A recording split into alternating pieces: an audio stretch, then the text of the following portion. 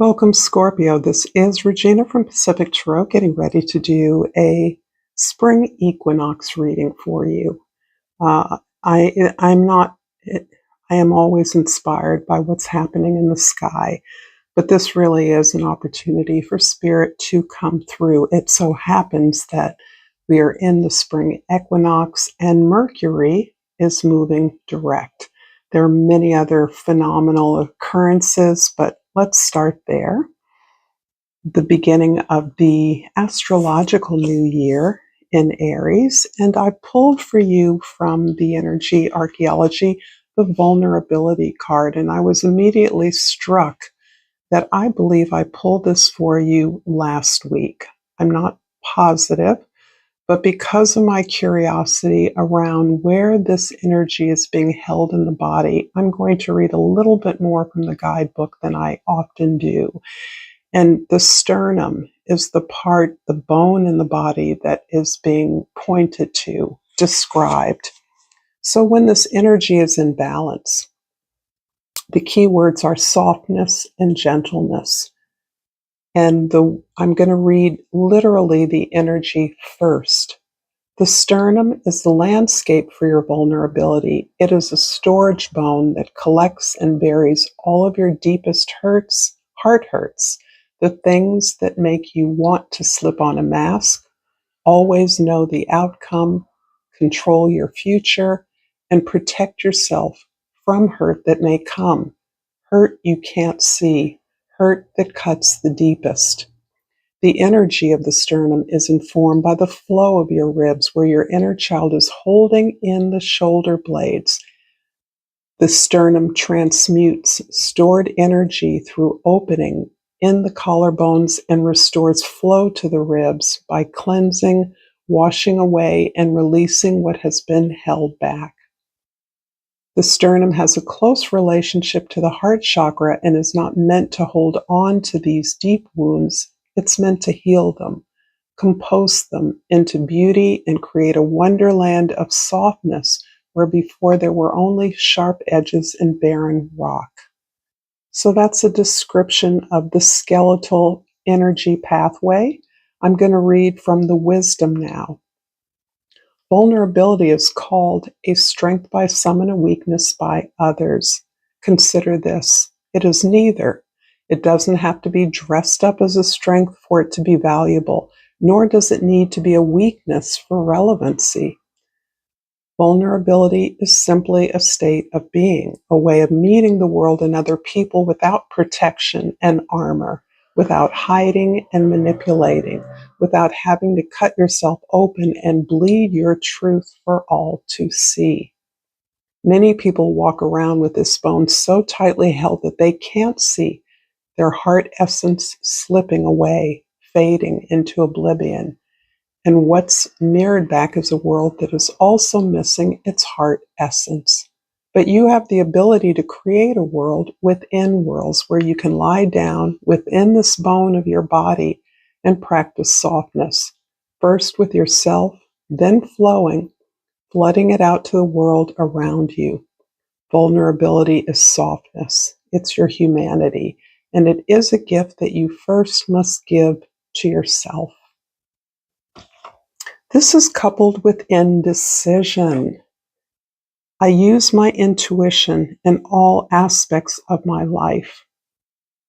I do believe that this is describing a kind of mistrust and wound-weary experience of the world, a heart-heavy exhaustion.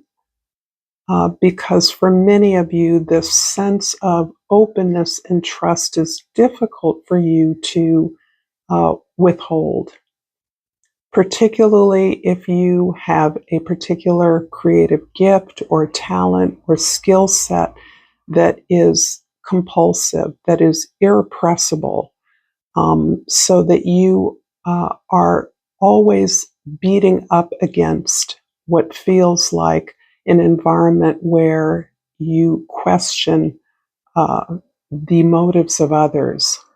You're suspicious of the motives of others because you have been hurt, you have been wounded, you have been exploited to some degree, and you're hypervigilant about that. So, this indecision, we'll find out more about it, but it does feel like it is related to a creative project or expression that you have worked on with your peers, with colleagues, with collaborators, and you are at some kind of a turning point. Underneath the deck, the Knight of Wands is really confirming the idea that your impulse is to explore, to expand, to grow, to discover, and your creative passions lead you onwards, urge you forward. In this particular deck, the horse is not super active, but actually the energy of the Knight of Wands is highly active, highly enthusiastic, inspired, moving forward with a burst of light and inspiration. And I feel like that is some of the push and pull that's going on for some of you right now. This can be with regards to a particular project. It can also be with regards to a family member, particularly a child or a parent. In the present, you have the Nine of Pentacles, and this is one of the positive ways that I see you exercising your gift in a way that is safe, that is productive, and that has brought you uh, much abundance, much stability, much security in your life. This is the ability to explore your own interests, your own talents, to allow them to lead you where they can. And that is not without a lot of hard work. You're willing to back up your principles with effort.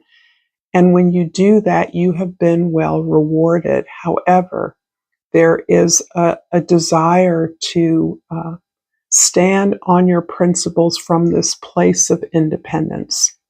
You know what's right for you because you live in your world, you live in your body, you live in your life.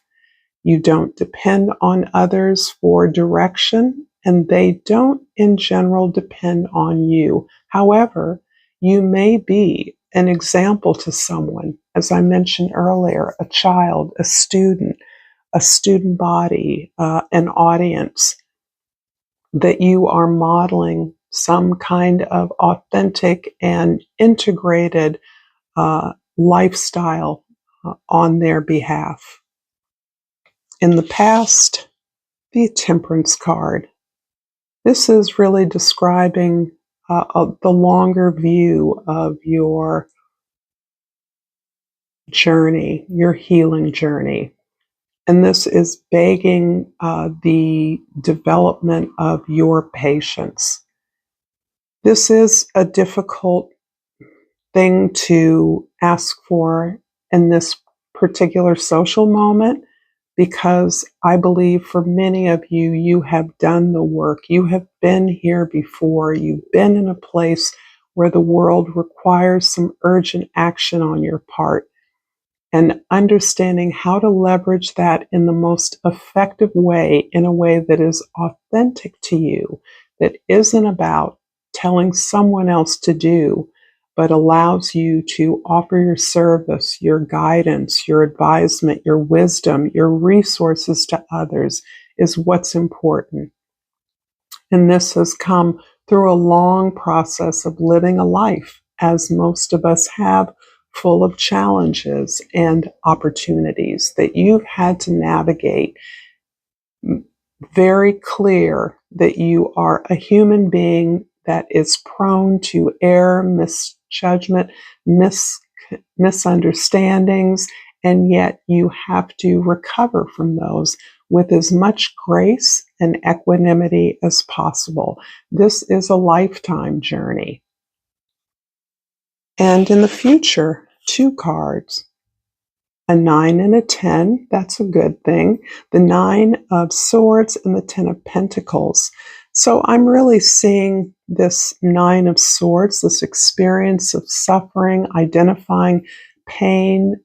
Not all of the pain is pain of your own creation or suffering that of your own responsibility. There is oppression, there is injustice mixed into the weight of suffering that you're experiencing. This can actually be a kind of world weariness as well. And I think that came up initially with the idea that you are trying to sense out your environment in a way that is safe for you. In this particular card, it is a child, not a woman, as in the traditional Rider-Waite, in the bed, presumably a hospital bed, that is clearly suffering. And this emphasizes the fact that your wounding, your trauma, your challenges have come to a place of that inner child, the place, the seat of your creativity, your imagination, your ability to respond in the present moment to the abundance of the world that has been damaged repeatedly. And you carry that into or along with the sense of your inheritance that you are leveraging in some way towards your legacy. And by that I mean there's something here that you haven't felt good about, the mantle of responsibilities, gifts, blessings, resources that have been gifted to you by virtue of your birth. There's something about that that you've needed to understand, that you recognize that inheritance has been loaded with restrictions, expectations that do not align with what you believe to be of value in defining what contribution you want to make to the world. I hope this reading is resonating with you so far, Scorpio. If so, please like, share, and subscribe to my channel, Pacific Tarot. I thank you all. I am so grateful for all the support that I am receiving from you regularly. It means everything. It feels miraculous in this particular moment. So I'm going to clarify the Temperance card in the past with two cards, and I picked the Ace of Pentacles and the King of Swords and the Five of Pentacles. I'm going to take away that, and the Nine of Pentacles is clarified by the Justice card, another one, the Queen of Swords. So we have a King and Queen of Swords on the table. In the future, the Nine of Swords and the Ten of Pentacles is clarified by the Knight of Wands, another repeat, and the Three of Pentacles. So in the past, this energy of patience, of grace, of surviving the storms and turbulence of life, the Ace of Pentacles and the King of Swords indicate that you are putting your focus in a different direction. There's some way that you have gained mastery over the word, your word, language, the way you present yourself, the way you talk to yourself as well as others is very focused on material results, on being productive in some way. This can be in focusing on some practical tasks that will assist others, focusing on practical tasks that are almost evidence of your mastery, evidence of the skills and gifts that you have developed over years. So this looks as though you have identified a concrete task that represents an appreciation and a receipt of abundance, prosperity that previously was more academic or intellectual or cerebral. Instead, you're looking at practical products and services that you can deliver that will alleviate the suffering of others, that will enlighten others in some way with regard to your experience. In the present, the Nine of Pentacles with the Justice and the Queen of Swords here, it speaks to a softer side to your development of your mastery. And I emphasize the word because this has to do with language, with discussion, with a conversation in which you allow yourself to be curious. You are listening, you're asking for information, and you are challenging your own assumptions about what is fair, what is equal. This is really powerful because I do think that this is a quality that is sorely missing from our civic dialogue. This idea about learning, understanding another perspective rather than shutting it down if it doesn't fit into our idea. And you're very aware that something, an attitude, a belief that you hold may be based on your own experience of resourcefulness, entitlement, access, and you're willing to gain the perspective or at least interrogate the perspective of others who have a different point of view. You're masterful, actually, at creating this kind of discourse. And this can perhaps be a product or an event or an opportunity you create to bring this kind of conversation to a larger community or group. This is setting you up for some kind of project that you are working towards. And this is really there's such beautiful open energy here in, again, your vulnerability here, your willingness to understand how you work to overcome a sense of victimhood. And overcome is such a clunky word, as someone has pointed out to me. It's more that you've transmuted that experience of victimhood into one of empowerment, and you found your voice through that empowerment. And that's where you're standing from. But you're aware that this is a platform, an opportunity for you to learn more and share more about a diversity of experiences and ideas. And in the future, the Nine of Swords and the Ten of Pentacles, this discomfort, I think, about what you have been given, what privileges you recognize that you have, is clarified by the Knight of Wands again and the Three of Pentacles. So interesting that, again, what is compulsive in your energy is this desire to explore and discover, to move forward, and I mean rapidly. Even in this card, you can't tell. You can't even identify a horse. I doubt if a horse is here. It's more like a dragon. But the idea of flames, fire, your fire is what continues to burn brightly. Your fire is what motivates you to discover more, to explore more. This is your questing nature. And this is helping to support this collaboration that is very practical, very real, that you have put together, that you are activating in your life.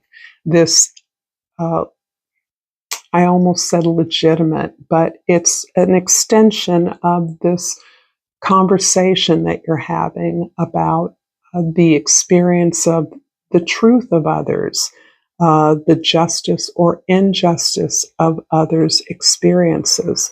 And here you are creating something that is an improvement on a service that exists, improvement on a product. Perhaps it's an improvement on something that you've created in the past, and now you're taking it to another level. But you are aligned with other experts Just as you recognize you are a master, you're aligning with people that are masters in corresponding areas that are aligned with yours. And your standards of value, your principles are high. Your expectation of what you produce, its value, its beauty, its excellence is extremely high. I don't want to put too much more of a value judgment on that because I think it's evident in your mastery, your ability to continue on perfecting your gift and the way you share it with the world. And an oracle card. So I'm really happy with the way that flipped out. That I am happy with. And this is the Hidden Knight, and the key word is gratitude.